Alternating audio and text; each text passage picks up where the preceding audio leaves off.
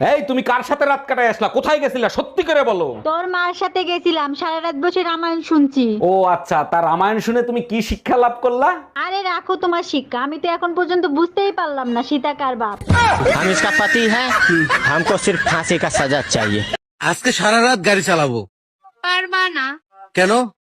তোমার পেট্রোল শেষ হয়ে যাবে কিন্তু রাস্তা শেষ হবে না।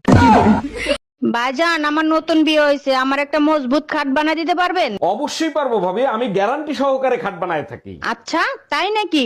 তা কিরকম গ্যারান্টি দেন? শীতকালে আওয়াজ করবে না, আপনি পুরো এলাকার লোক নিয়ে ঘুমাতে পারবেন, ভাঙবে না। বেবি একটা কিস দাও না। না না, যদি প্রেগনেন্ট হয়ে যাই? কিস করলে কেউ প্রেগনেন্ট হয় নাকি? ও আচ্ছা, আর কিস করার পর যেটা দাঁড়াবে সেখানে কি 2026-এর ক্যালেন্ডার ঝোলাবি?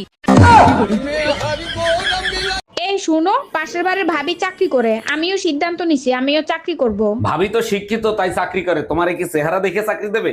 আমিও তো শিক্ষিত, ভাবি কোন পর্যন্ত পড়ালেখা করছে সেইটা বলো আগে। ভাবি এমএ পর্যন্ত পড়ছে, তুমি কোন পর্যন্ত পড়ছো? শুধু এমএ পর্যন্ত পড়ছে, আমি তো এ টু জেড পর্যন্ত পড়ছি। আচ্ছা ভাবি, একটা কথা কইতাম, রাগ করবেন? না ভাই, কোন? আপনি যে সুন্দরী, আমার ভাই যে কালা, মাথার চুল নাইগা, আপনারে কিভাবে পড়াইলো এই রহস্যটা জানলাম না। কেন, আপনিও পটাইতে চান নাকি? রহস্যটা কইলে একটু চেষ্টা করতাম। আরে রহস্য টহস্য কিছু না, আপনার জমিটা আমার নামে লিখে দিলি তো পড়ে যায়। ভাবি শোনো না, হ্যাঁ বলো, শুনতেছি। তোমাকে এখন আমি একটা কিস করব। দেখো, তুমি যদি আমাকে কিস করো আমি কিন্তু চিল্লানি দিব। চিল্লে কি হবে, আশেপাশে তো কেউ নাই। আরে গাধা, তুই তোর কাজ কর, আমি কি ফর্মালিটিও দেখাবো না?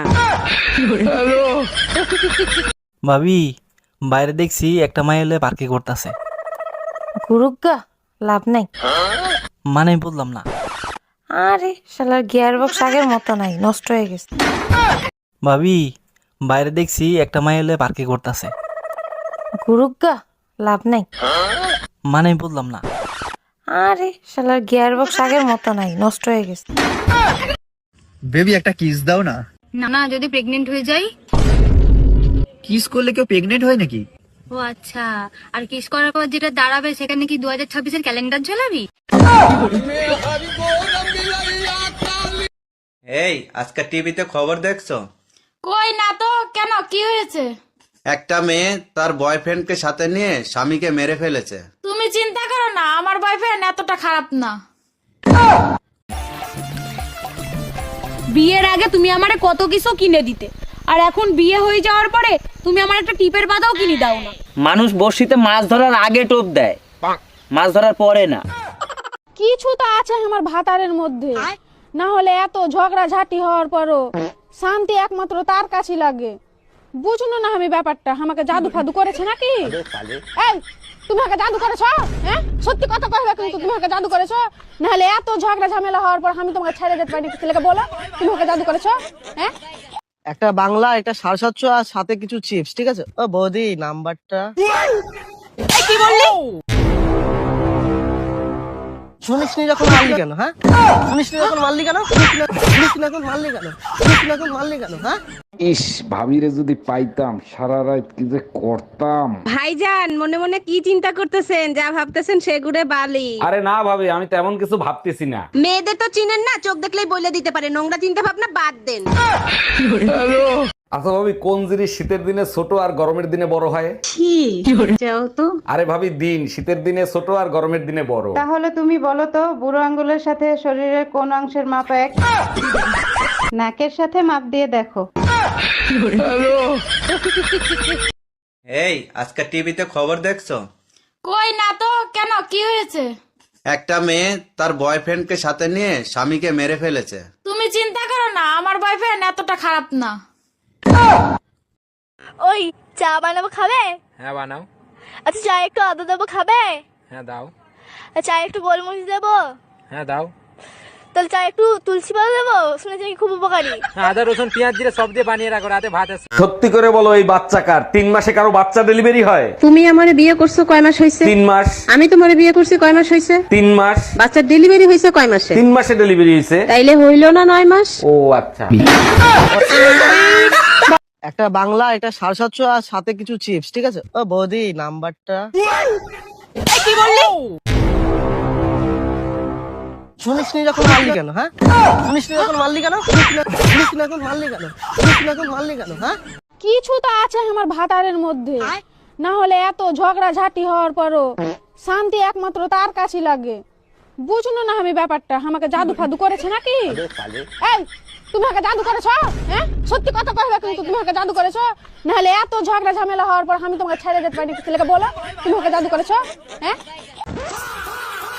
তুমি আমাকে একদমই ভালোবাসো না। সারাটা রাস্তা আমার পাশে দিয়ে হেঁটে আসলে একটা বার আমার হাতটা ধরলে না।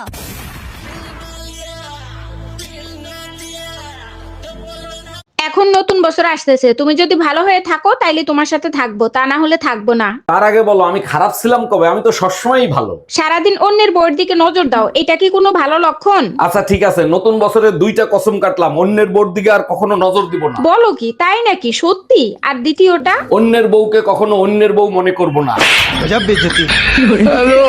মা, বাইক চালাইতে আর ভাল লাগে না, বাবারে বলে আমার একটা প্রাইভেট কার কিনে দিতে বলো না। আচ্ছা বলবো, তার আগে বল আমাদের বাগানে কি কি গাছ আছে? 2টা আম গাছ আছে, 2টা জাম গাছ আছে, একটা লিচু গাছ আছে, একটা কদম গাছ আছে। সর্বনাশ, টাকার গাছ তো নাই, তাইলে কেমনে গাড়ি কিনে দিতে বলবো?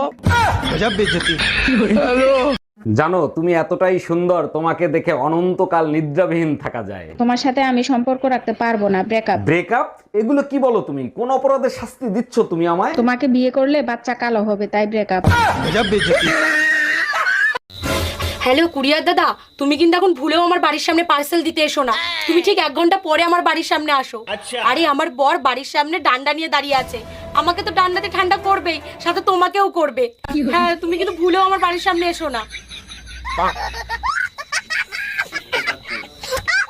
এই শোনো, আমি তোমার একটা প্রশ্ন করবো, তুমি যদি ঠিকঠাক উত্তর দিতে পারো তোমার 500 টাকা পুরস্কার দেবো। ঠিক আছে, জিজ্ঞাসা করো। এই পৃথিবীর সব থেকে বিষাক্ত প্রাণীর নাম কি বলো? থাক, 500 টাকার জন্য আমি আর সংসারে আগুন লাগাতে চাই না, তোমার মা পিছনেই আছে। চাচি, চাচা কোনে গেছে? বাবা তোমার চাচা তো বিদেশে গেছে, 1 বছর পরে আইবো। ভাবি আপনি কোনো টেনশন করেন না, যদি কিছুর দরকার পড়ে আমাকে একবার কইবেন, আমি কইতরের নাগাল উড়ে আসমু।